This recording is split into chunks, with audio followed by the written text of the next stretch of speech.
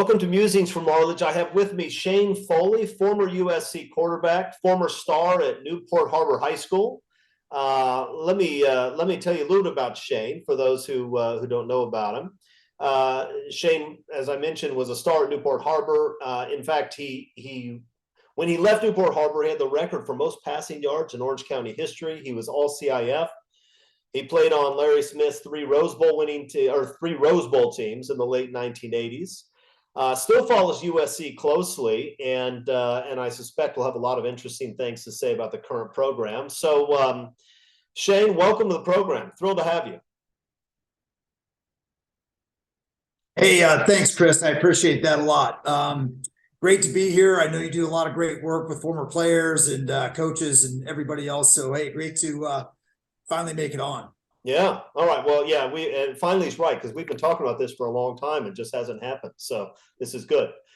So I was all prepared to talk with you about Lincoln Riley's offense and Caleb Williams and have a discussion with a quarterback about quarterbacks, and we will.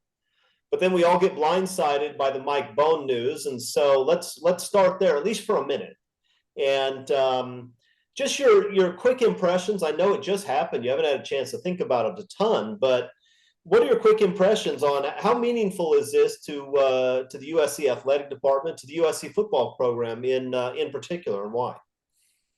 Well, Chris, I mean, certainly shocking news, right, coming out of the athletic department on Friday. A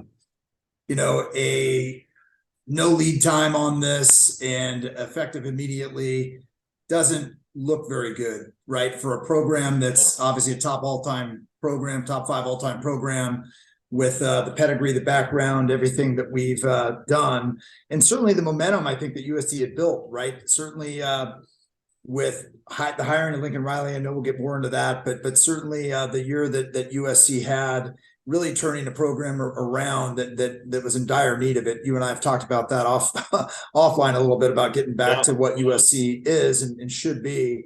But certainly the move to the Big Ten and just a lot of big time stories that USC's been part of that have been, albeit positive, whatever side of making the move to the Big Ten is, but certainly big things have happened on his watch. And those have been surprising, some of those things, right? To keep it that quiet, I think that was significant as well. I mean, obviously a different topic a bit, but that's been something that was quite interesting as well. But to have that news come down, I think it certainly doesn't look well for us. It's getting, obviously talked about very negatively in the LA Times and other media outlets with diligence on the front end, with maybe some things in his past that didn't get caught. But I think, obviously you want stability. You want to have stability in a program.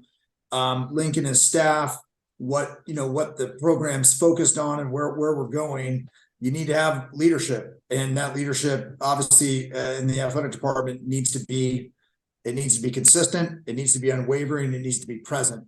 Yeah. And that's something that, that is missing right now. I don't think unless I've missed news, I don't think there's been an interim named on that. Yeah. No. So there's more questions than answers with it. You're right. I had a lot of kids sports starting Friday over the weekend. And so I was getting a lot of texts like you were, I'm sure, but haven't had a chance to dig much more into it other than certainly it's the elephant in the room and a lot of people are talking about it. But as I said, more questions than answers right now. Yeah. And I'm not at this point interested in weighing in on whether or not the termination of Mike Bohn. I think we can agree that's what it was ultimately. Whether it was the right thing to do or not, because I don't know. We don't have many of the facts. We have some vague allegations. We don't even know who the sources are. So I'll just say this: what's disappointing is that for so long it seemed like USC didn't have anybody sitting in Heritage Hall who knew what the hell they were doing. Right? And for years, this was the situation. Then Bohn comes along. He pulls off the magnificent coup to hire away a coach from another top 5 program. He takes USC to the Big Ten, which I know there's a difference of opinion with some Trojans on, but from my perspective, was something he had to do if they wanted to compete with the elite programs of the country. And it looked like, for the first time, that in a long time, like USC actually had leadership at the top that was stable and competent and really in a position to help us continue, our ascent back to the top. And so that's why it's sort of disappointing. It feels like it's a step back to 5, 6, 8, 10 years ago when you look at what's going on in Heritage Hall and just say, I don't understand what anybody there is doing. And so for that reason, it's a little bit disappointing. And I suspect that just about all USC fans at this point are a little bit disappointed and frankly worried, because we don't have a great history of making good hires. We've had a couple recently, but we don't have a great history of it in the last decade or two. So anyway. To stay on that note, this was supposed to be a different hire, right? Because we'd gone internal, right? Obviously, we've had a lot of former great Trojans, from Mike Garrett to Pat Hayden to Lynn Swan. Yep. I'm not going to really weigh in on any of those specific to that, but we all know kind of what that looked like the last decade. And then going outside, and this was supposed to be the hire, and from outside in, clearly it looked like with some of these things that had happened, Lincoln Riley, as you said, leaving a very strong Oklahoma program that a lot of people, including myself, didn't think was even on the table, wasn't even a candidate. There were obviously other candidates being talked about, but that was a big coup for USC to get Lincoln Riley. And then I was flying back from a business trip from Boston, and had heard some rumblings about USC and the potential of going to the Big Ten.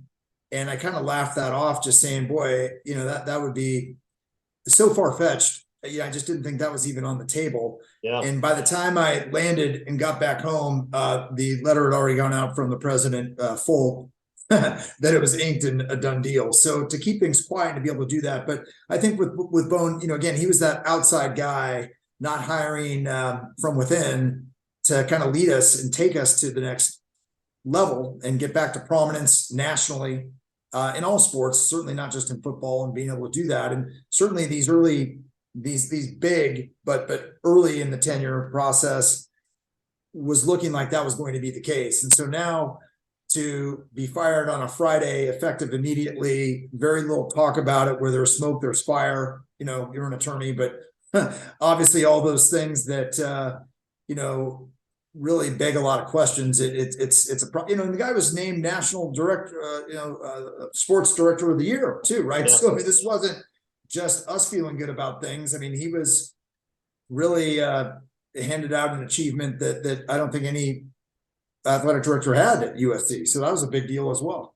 Yeah, and it's not like there's nothing going on. We have this strange situation where the NCAA is around, but it's sort of on life support, and everybody knows that, and nobody knows what's going to replace it. So you have you have NIL rules that are a little bit vague, and you have NIL rules that some teams have chosen simply to ignore because they realize, I think, that there's nobody to enforce them. You have the conference realignment stuff that's still going on. You have USC trying to fit into the Big Ten. You have and USC is still in the early stages of figuring out what exactly it needs to do in order to compete with the Alabamas and the Georgias of the world in terms of facilities and resources for staff and recruiting, all the rest. I mean, there's so much going on that requires leadership that it's not an ideal time. I think we can agree on that. Definitely. And again, it's in a lot of ways, it's the wild, wild west, right? I mean, NIL, what that looks like, how that's going to play out, the transfer portal, being able to transfer and be immediately eligible, being able to do that. And not to mention, a lot of people don't talk about this, but when you're a new coach going into a program, I mean, you look at primetime up at Colorado, the mass exodus. I mean, certainly Lincoln Riley had a lot of changes with the composition of our football team. But that's something that's not talked about either. I mean, that's part of the job description now too, is telling guys that they're going to be better off playing somewhere else too. So you're not just bringing guys in and attracting talent, bringing the right people in. You're having to let people go, and that's not easy for anyone to do. But yeah, it's a big time. The one thing I'll say about the Big Ten, I know different people have different, the traditionalists, with USC playing Ohio State, Michigan every other year in the Rose Bowl, that type of thing. We're pretty removed from that now, right? I mean, through the BCS era to the playoff system, I mean, it's a very different system now. And I think to be able to compete nationally, like you said, but also financially, being able to be on more equal footing with, I think economically taking a look at USC and UCLA being in LA, but representing, I think, about 40% of the revenue for the last decade for the conference, but having an equal revenue share.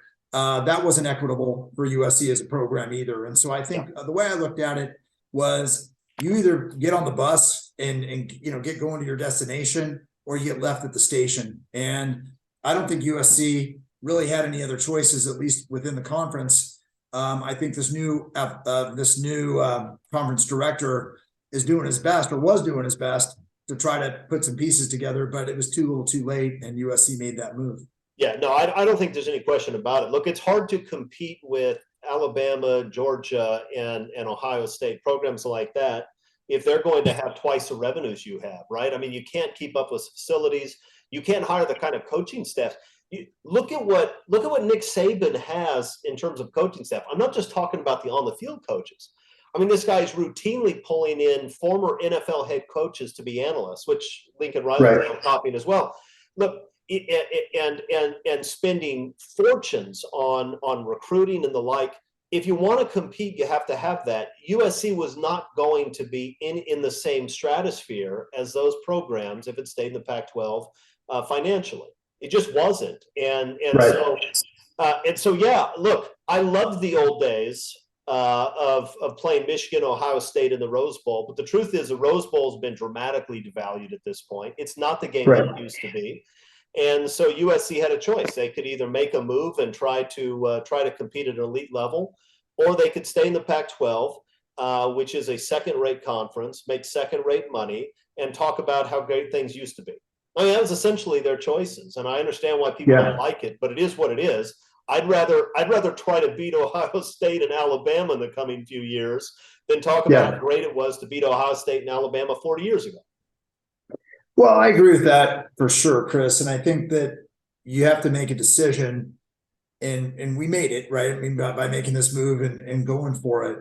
But the haves and the have-nots, just like in the economics of our country, we're dealing with the same thing in the state of college football, right? I mean, you're either moving up or you're moving down. You're not staying in one place. And for those that that are harboring for those days, I mean, they're you're going backwards. You're not staying in the same place. And so, yeah, that's certainly the direction that you've got to go on. And to do that, you got to get great players, right? And certainly, I think Lincoln has done a great job.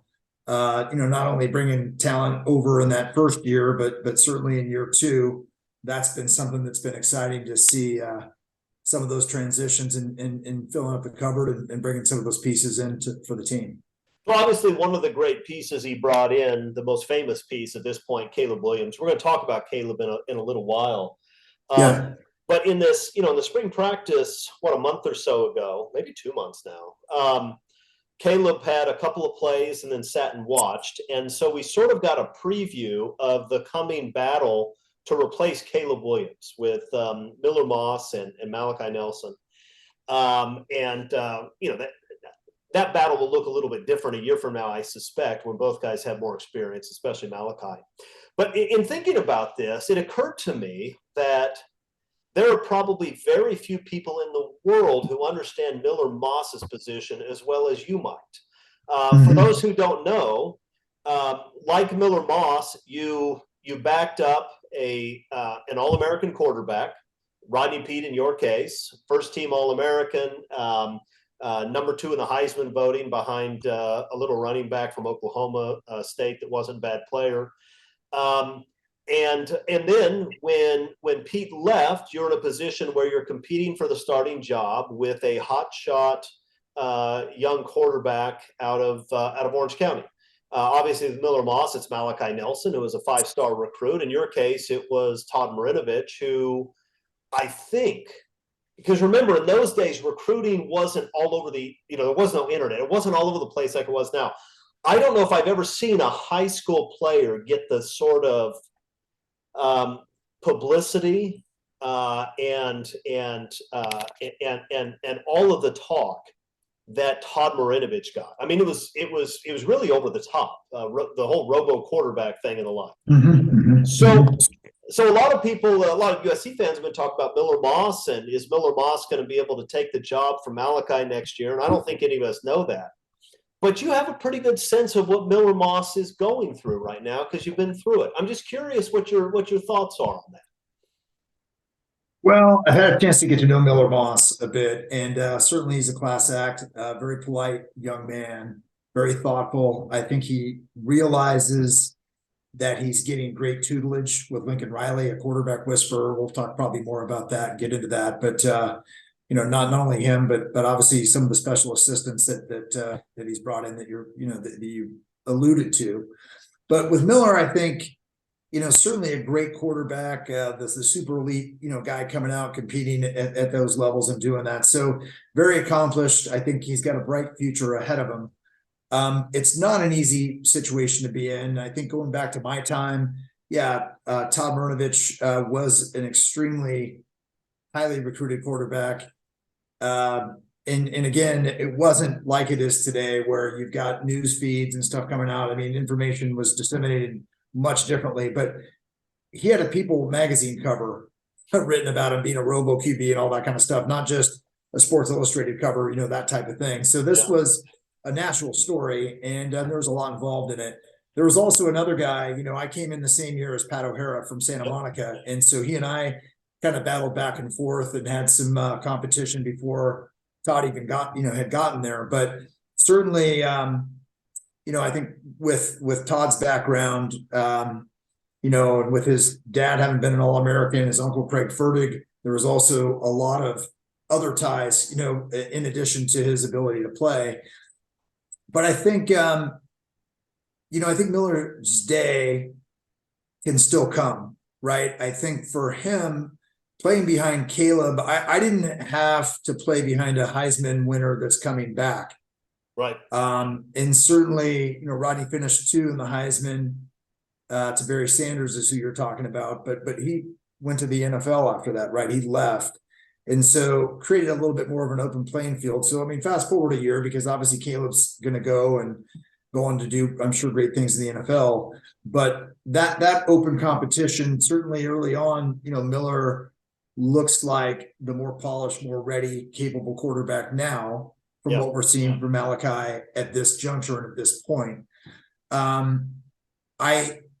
I know that he's a positive young man. I know that he's excited to be there, and certainly it says a lot to stay with a program when there's opportunities, which I didn't have with NIL, and with transfer portal opportunities to go and compete from day one, and that type of thing. It says a lot about him. So I think staying the course, at least as he has now, looking at the future and being able to battle one-on-one for the starting job at USC a year from now. And not to mention, there's a lot that can happen in the course of a season. And I'm not saying, obviously we want Caleb to be healthy. Don't even say it, Shane. Don't even say it.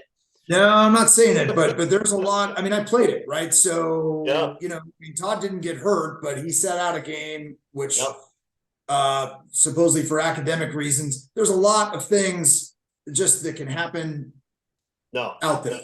That's right. And I'm not wishing anybody negative things in any way, shape, or form, but there's just a lot that can happen. So you stay ready, you're ready to play, you're ready to go, and have the right mindset. And again, I think today it provides an opportunity to play at the next level if he aspires to do that. Mm-hmm. Obviously, Matt Castle was a story that played behind Leinart. I don't even think maybe took a handful of snaps, but he did not play hardly a lick at USC.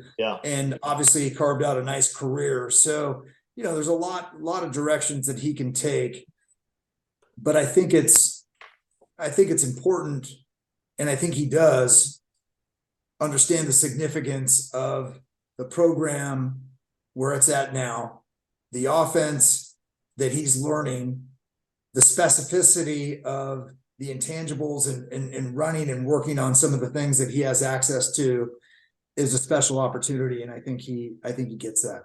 Yeah. You know, when you're playing at a program like USC, you're always going to have other good players, right? I mean, you don't come to USC really at any position, but especially as a quarterback, and assume that, well, you know, it'll just be me for 4 years. I can just slot myself in here. And you obviously had Pat O'Hara and Todd Marinovich there when you were there, and for people who don't remember, I do actually. It was not at all clear to a lot of people, maybe outside the coaching staff, maybe inside the coaching staff, who the better quarterback was there. I mean, you moved better than Marinovich.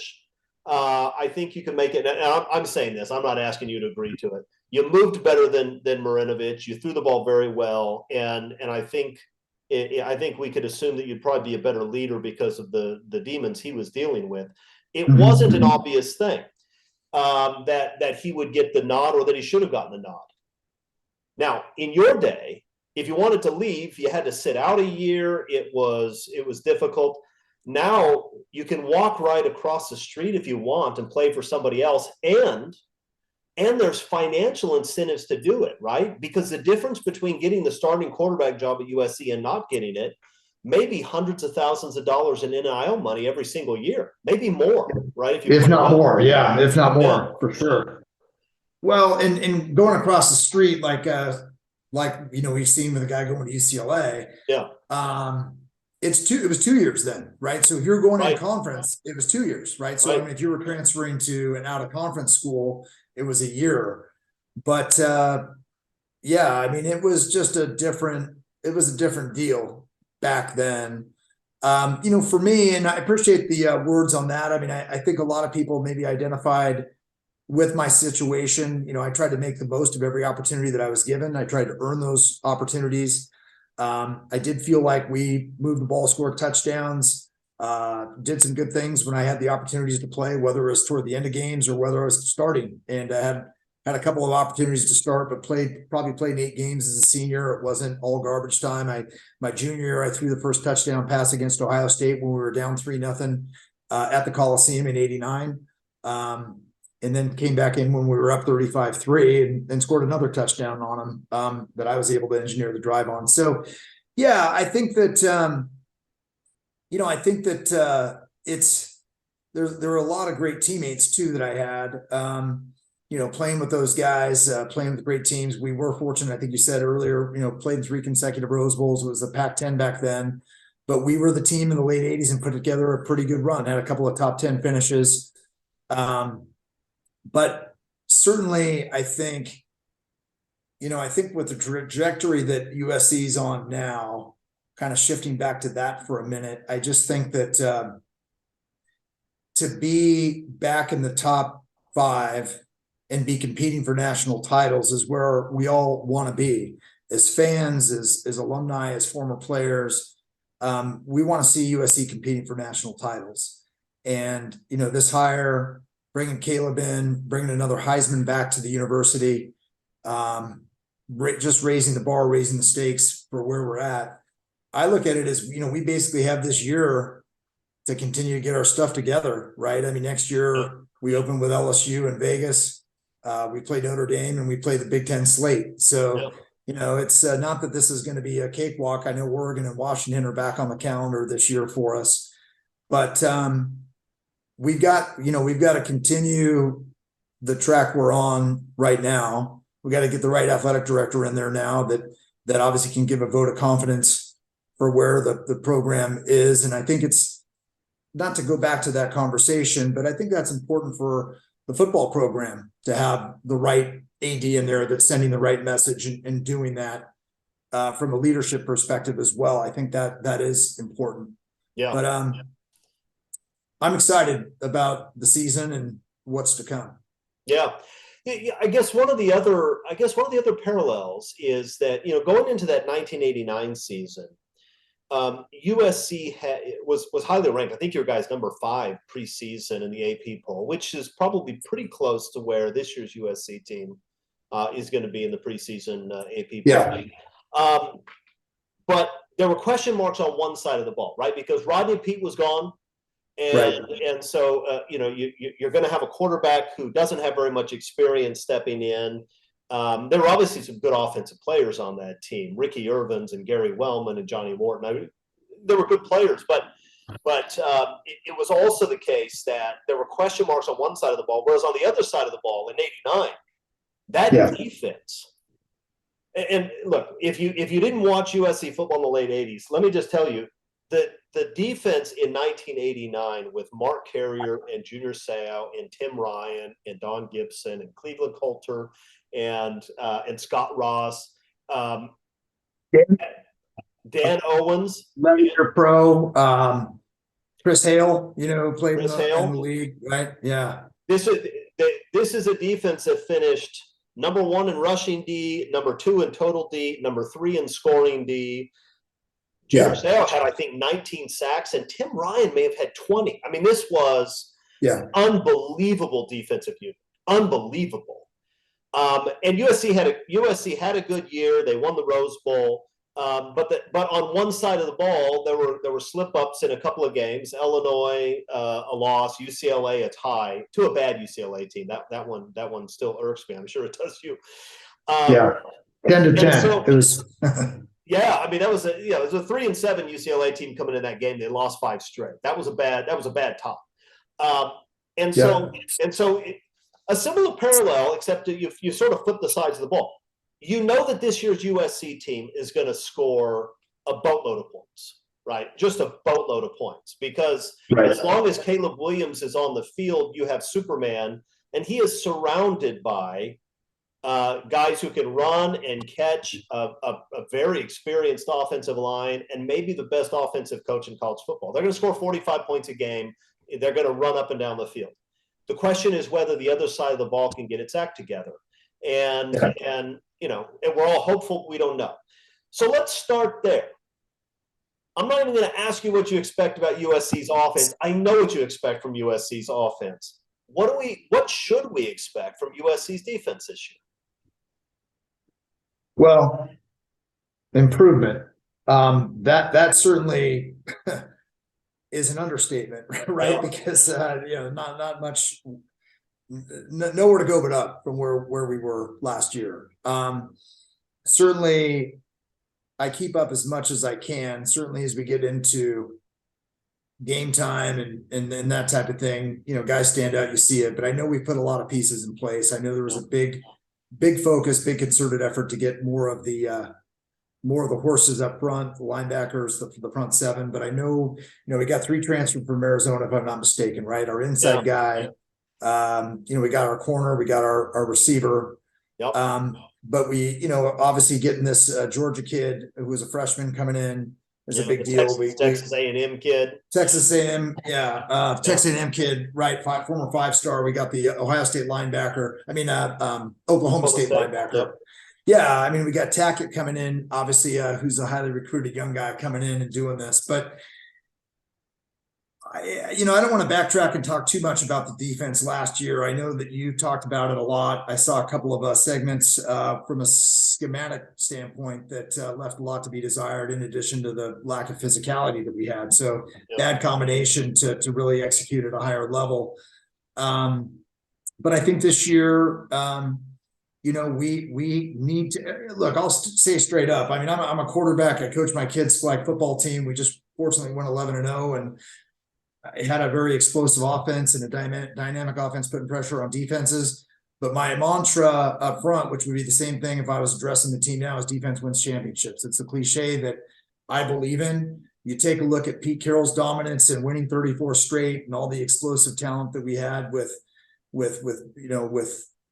Thunder and Lightning and and Leinart and all the weapons. We had tremendous defenses. And you take a look at those defenses. Where did it start? You had 3 consecutive nose guards that were top first-round picks, with Patterson, Cedric Ellis, and Jarrell Casey was an early second-round pick, who might have been the best in the NFL. Yeah. But it started in the middle, and you've got to be able to stop the ball at the point of attack. You have to have physicality and bring that. the most effective defense against the pass is a great pass rush. You got to have great corners and safeties and cover guys, but you got to disrupt the quarterback. I'm a firm believer in that. You got to get him off of his rhythm and put pressure on him. If you take a look back, when New England was vying to be the only undefeated team since the Miami Dolphins and playing for 18-0 in that Super Bowl, and New York Giants, what'd they do? They had Jason Tuck, they had Strahan, they had those guys, and they hit his tail off and won the football game. And I digress a little bit going to that, but that's obviously a GOAT in a lot of people's minds. I mean, obviously it's even that type of quarterback, if you get to him and hit him, disrupt him, is what you have to do. And I know the offense is now getting the ball out of your hand fast. They spread out, there's a lot of things, but there's still ways to get to quarterbacks if you're schematically doing the things and have the personnel to execute, to be able to get after quarterbacks and disrupt them. And that doesn't always mean sacking them, but it means getting them off their spot, getting hands up. You've got more mobile athletic quarterbacks now too. So you got to be able to contain when they get outside to be able to do that. And it's certainly a very, very tough thing. I mean, you mentioned Superman, and we'll get into Caleb here in a bit. Very, very tough to defend quarterbacks. Obviously, we had a lot of trouble with Utah's quarterback, and he's not anywhere near the mobile guy that Caleb is. But I think that's what we need to look for is athleticism, physicality, guys that can run, guys that can hit. We got to stop the run and, get after quarterbacks with pressure, and not just starting with coverage. We've got to have our front seven, not 8 or 9 guys coming. Obviously in certain situations you can blitz and do that. And hopefully our corners, will be able to cover guys, great receivers closely, but you got to be able to get to the quarterback with 7 and come with different schemes and be able to do that. And so that's what I'd expect to see is, being able to get back to, you look at all the dominant eras of USC football from John McKay. I know that, Howard Jones was our first guy, right? 1-4. I'm sure they played great defense then. I'm not that far back on the history, but, I know that McKay teams had great defenses in addition to student body right and left. You look at some of the defenses that John Robinson had with, not only that offensive line that they had, but, you had all-star crew, right? With obviously Ronnie Lott and Dennis Smith and all those guys, Chip Banks, great players. But I think that's what we have to get back to, Chris, is being able to feel really good about our defense going onto the football field and shutting guys down. I mean, you might have been back there too. I didn't know you then, but I remember going back to Auburn, the 23-0 game where they didn't cross the 50 until late in the third quarter.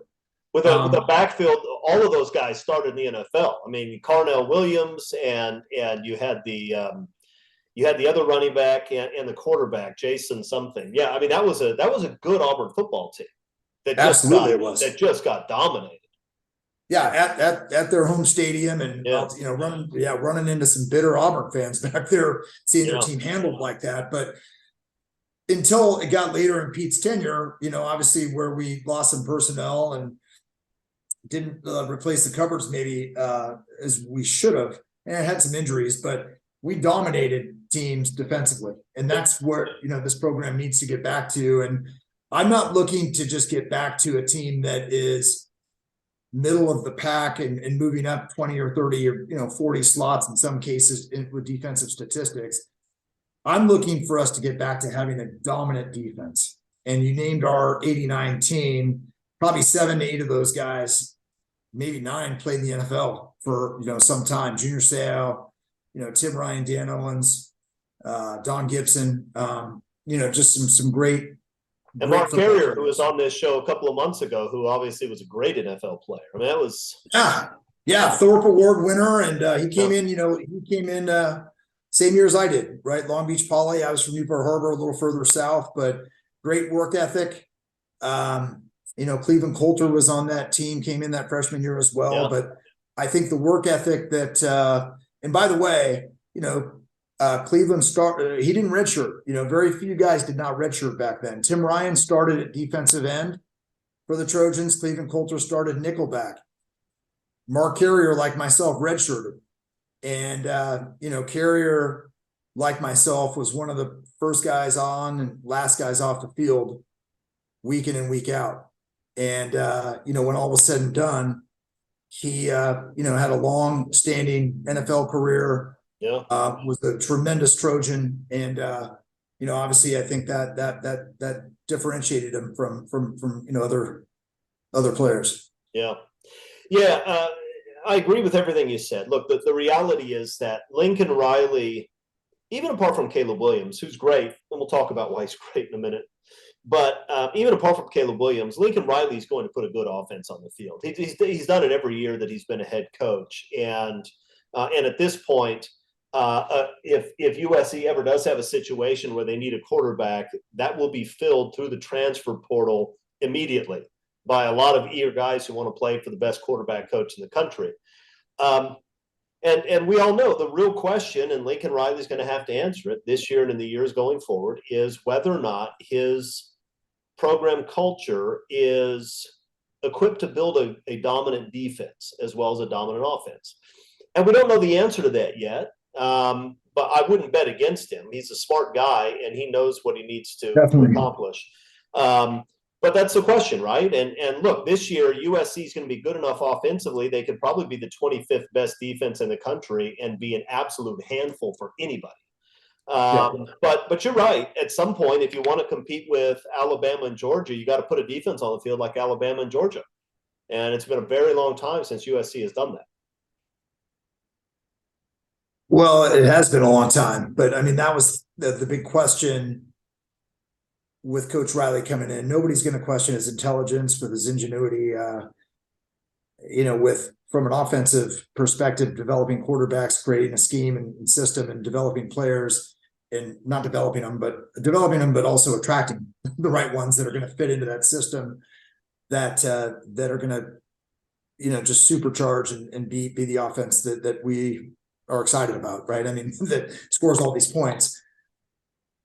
But he's, in my opinion, with all due respect, this is a make or break season for him. Alex Grinch joined him on the trip. I appreciate loyalty. Mm-hmm. Coming in the middle of the night and, landing at USC and doing the press conference, he was one of those handful of guys. And I can appreciate that. But USC is not winning games. USC is not about winning games 48-37, 45-42, week in and week out for sure. And I know it's a tall order to get back to being a dominant defense, but that's what needs to be established. Yeah. That's the mindset that needs to be in place. Now, whether Grinch is the guy that can deliver that, he's got a track record. He's been around. He's been in a lot of places, Washington State, Ohio State, was at Oklahoma. The statistics probably better than I do. And middle of the pack has been probably the best that we've seen so far, at the high point. I don't know that that's the answer. Certainly with the personnel that is here now, that is going to be demanded, that at least stepping up and kind of taking next steps to, as you said, I mean, being a top 25 defense with this offense, probably gives us a pretty good chance against just about anybody out there. Yeah. But going back to Coach Riley, the defensive part of this, to be able to compete at the highest level with the SEC, which is now the dominant conference in the country. And that changed hands, by the way, at the end of Pete's run. Yep. When Alabama beat Texas in the Rose Bowl game, that's when that baton was handed off. And they haven't looked back, and they've dominated, right? I mean, seeing Georgia the last 2 years, 65-7 in a national title game. But that's the bar that's been set. And so you've got to have the belief, the mindset that is who we are and where we need to be. not just saying, hey, we want to, step up 20, 30 rows in the stat category to get there. You've got to build this thing out. If you want to be a national championship caliber program and competing for national titles year in and year out, you've got to have all of it. You got to have a great offense. You got to have a lockdown defense. You got to have great special teams. That's something that we haven't talked about either, right? That's been lacking, right? Those are all pieces to a program, because if not, you're a tremendous offensive coordinator and an offensive guru, and you're coaching Heisman Trophy winners and doing that, and that's tremendous. But if you're giving up 40 points a game, then you're not going to compete for national titles, and that's just what it is, right? I mean, you go to the NFL and be a long tenured NFL coordinator, on the offensive side, doing that type of thing. But you've got to figure things out at this time in his career. Tremendous mind, great coach, very, very happy, very fortunate to have him. Very high intelligence, knows where he is, knows the opportunity, reads the room well, all of those types of things. You've got to address the defense. You got to fix special teams, and you've got to be a complete football team. Yeah. And there's not really any room for excuses, Chris. There's no room for excuses. Yeah. Yeah. Look, that's all right. And here's the thing. Lincoln Riley knows this, because you don't leave the Oklahoma job and come to USC to win 10, 11 games a year and finish number 8 or number 9 in the country. You make that move because you saw what Pete Carroll was able to do here, and you think, I can turn USC into a top 2 or 3 program in the country, right? That has to be his plan. And it's funny when you talk about a make or break season. I think you're right, but let's be clear about what we're talking about. We're not saying that Lincoln Riley's job is at stake if the defense isn't good this year, because that's not the case. He is absolutely as safe can be. The question is whether or not, his program can take one of two directions. He can be a great offensive coach who churns out a lot of mediocre defenses and wins 11 games a lot because his offense is so good. Or he can be a team that can beat Georgia at Georgia, right? But in order to do that, you're going to have to see something defensively from Lincoln Riley that we haven't seen from Lincoln Riley in his career today. And that's really the test. Which of those two paths is going to go on? Look, Lincoln Riley winning 11 games and finishing in the top 10 at USC is going to have his job for a long time. And let's be honest, while that's not what we want, after what we've seen, we'll take that, right? I mean, I've seen worse outcomes. But what Riley wants, what the fan base wants, what everybody wants is to put it together on both sides of the ball and be a team that people say, you know what, the balance of power has shifted. It's no longer in the Southeast, it's now in LA. That's what we all want. Mm-hmm. And to do that, we're going to have to see some monumental improvement. And keeping Alex Grinch around for another year was a substantial risk. Riley knows him a lot better than I do. Riley knows football a lot more than I do. And so I'm going to give him the benefit of the doubt on that right now. There's no reason not to, because there's nothing we can do about it. But that's a huge risk. It's a huge risk. And Alex Grinch is the guy whose career is really at stake. Lincoln Riley will be the head football coach at USC when they go to the Big Ten. Where Alex Grinch is going to be in 2024 is going to depend on what we see from the USC defense this year. And I don't know what we're going to see. I mean, certainly layering that in and talking about that, when I say make or break, it isn't about his job security. Yeah. It's about who he is as a coach. Yeah. And how he's viewed and in what direction he's going in. Yeah. If you're a quarterback whisperer and a Heisman Trophy developer and able to attract offensive talent year in and year out and do that, but I'm looking at these last 3 of the last 4 games, we gave up 46, 47, and 45 to UCLA. 3 out of the last 4 games, we gave up mid-40s in football games. And so, I think that that's what I'm talking about, Chris. I mean, again, no disrespect. I think, to Coach Riley, very happy to have him here. Yep. The turnaround was dramatic. Winning 11 games in year one was huge. But yes, I think what we're talking about in my mind is setting the bar at a higher level than just having a marginally better defense from what it was, to getting back in the national conversation. And to do that, if Grinch is going to lead that, this year is going to have to be a big step in that direction, going that way for him to continue to be here.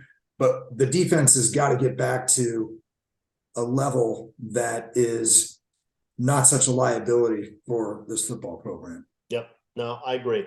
So let's talk two more quick topics, but I wanted to talk a little bit about how offenses have changed over the years, and maybe use that to talk about what Lincoln Riley does and what makes his offenses so tough to deal with. So I want to read to you. This is back from 1988. Rodney Peete threw for 2,800 yards, 18 touchdowns, and 12 picks. Troy Aikman threw for 2,771, 24 touchdowns, and 9 picks. Those were the two best quarterbacks in the country in 1989. You can make an argument the guy from Houston playing the run and shoot who put up huge numbers, but Peete and Aikman regarded as the two top quarterbacks in the country that year, and I think for good reason. These were great players. Right. Caleb Williams threw for 5,000 yards, 42 touchdowns, and 5 picks. Now you're talking about a difference of 30 years, but really night and day in terms of what quarterbacks are being asked to do today and what they're able to do today.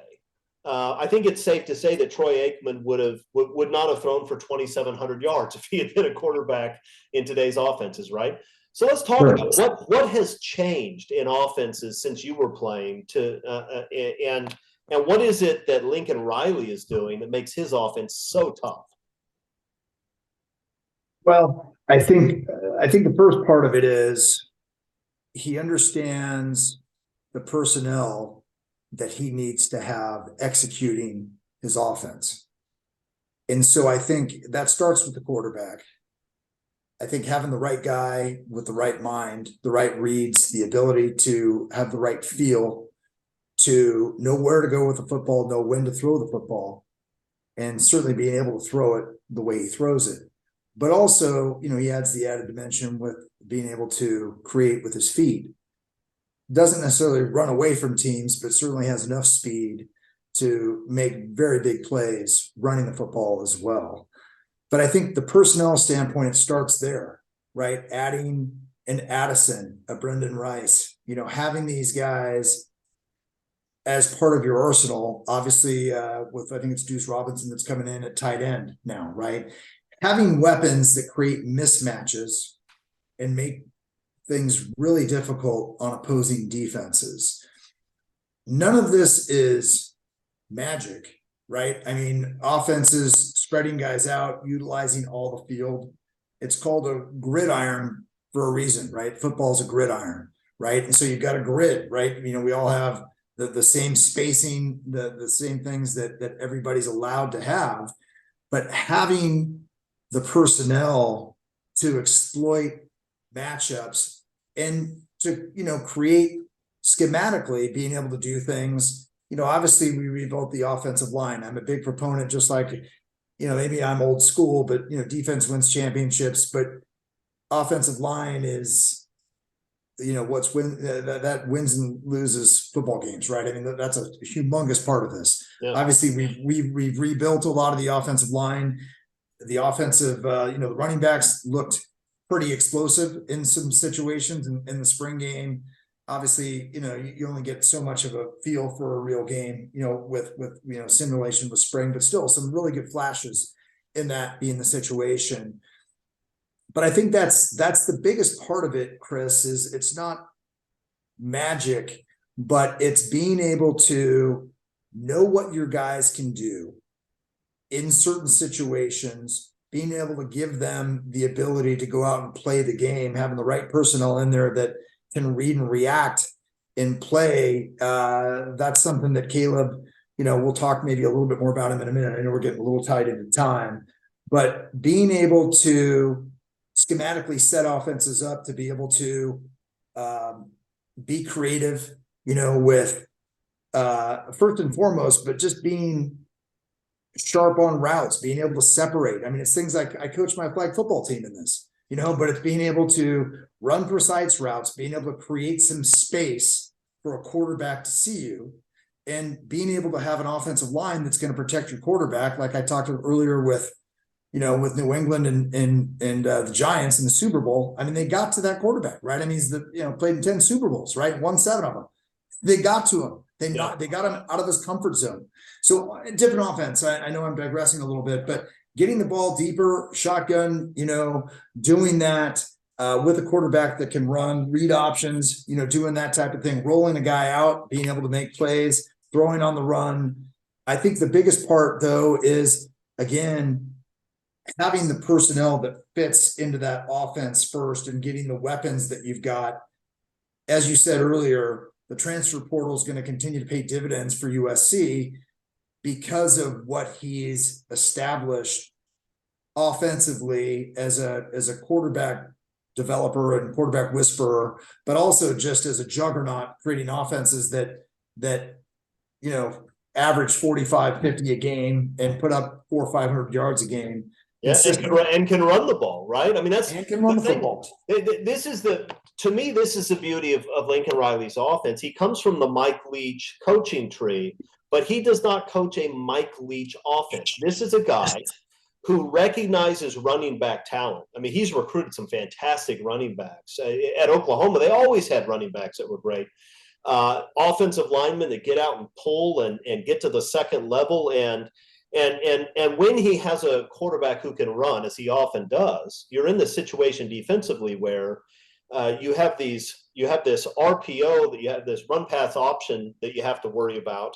The quarterback can run, the halfback can run. You bring the safeties up. You have dangerous wide receivers that you can't cover. You leave everybody back. They'll run the ball, pick up 6, 7, 8 yards of carry. I mean, it really puts tremendous pressure on people.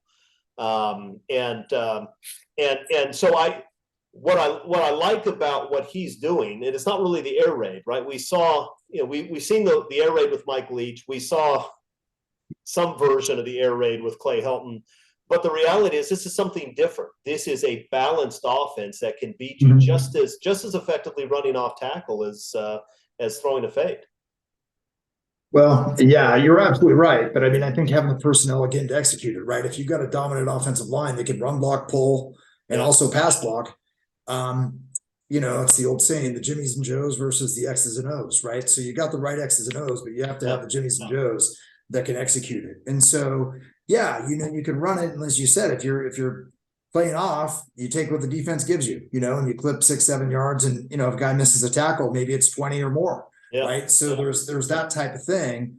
But you have to, the intangible with having a quarterback, especially, that can read that on the fly, can read the defensive end or the outside linebacker and how he's playing, especially if you've got a, 215, 220 pound athletic outside linebacker that can make a play and come up and do that kind of thing. But, are you going to drop, or are you going to pitch, hand off, that type of thing. But I think that's a big part of, I think, what sets him apart is just his ability to read and react very quickly. And then also having the athleticism to be able to create in really tight situations, and to be able to, I would say, even as a quarterback, you've got to be able to feel pressure, not see it. Yeah. Right. And so kind of they call it, having eyes in the back of your head, but being able to feel that presence without panicking, without looking down, but feeling it and moving while keeping your eyes downfield and picking things up.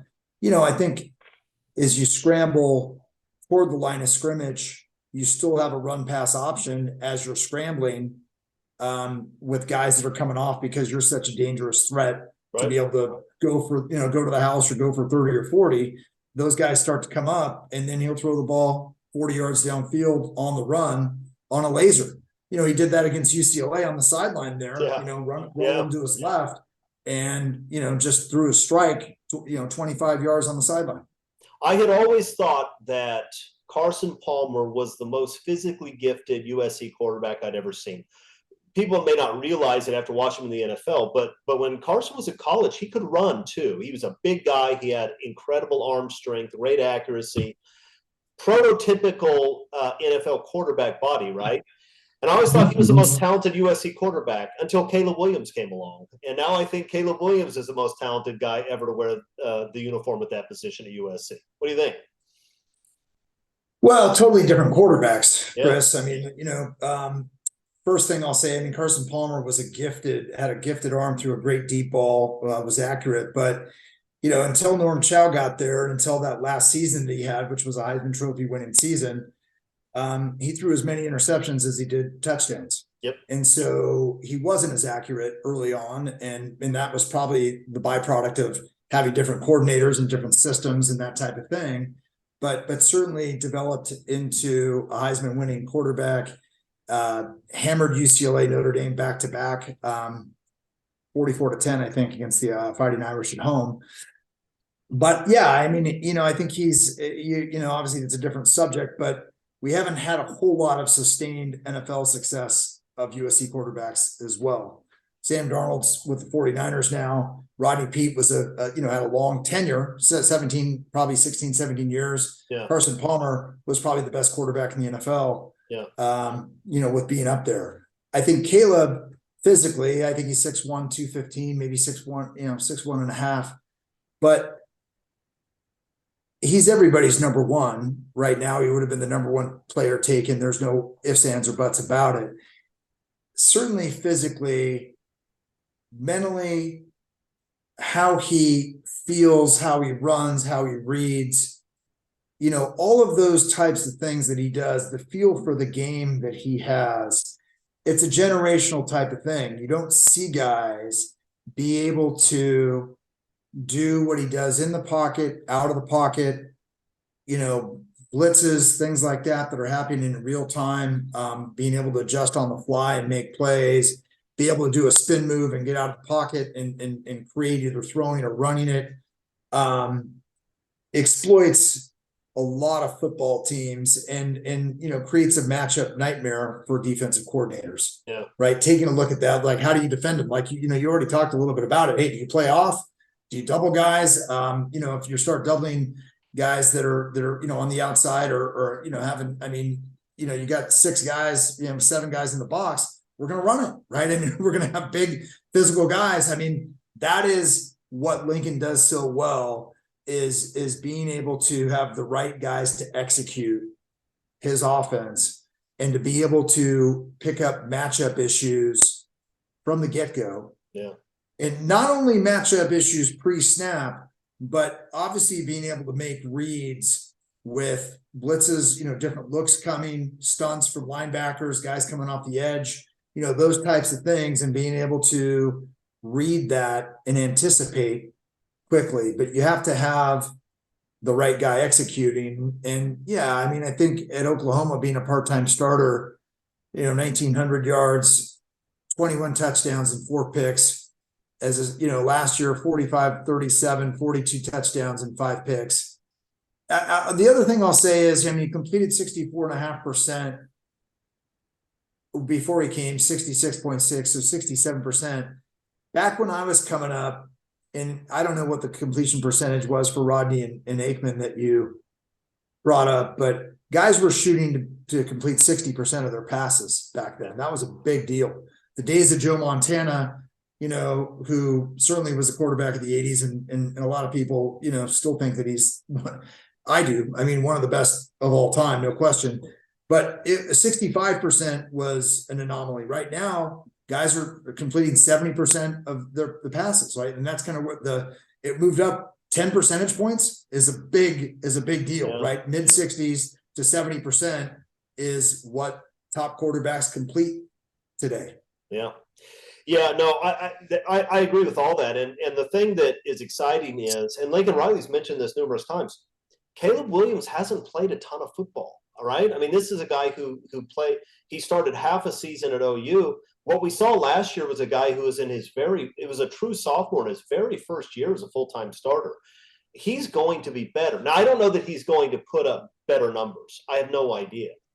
But he will likely be a better football player this coming year than he was last year. And that's mind-boggling because he was incredible.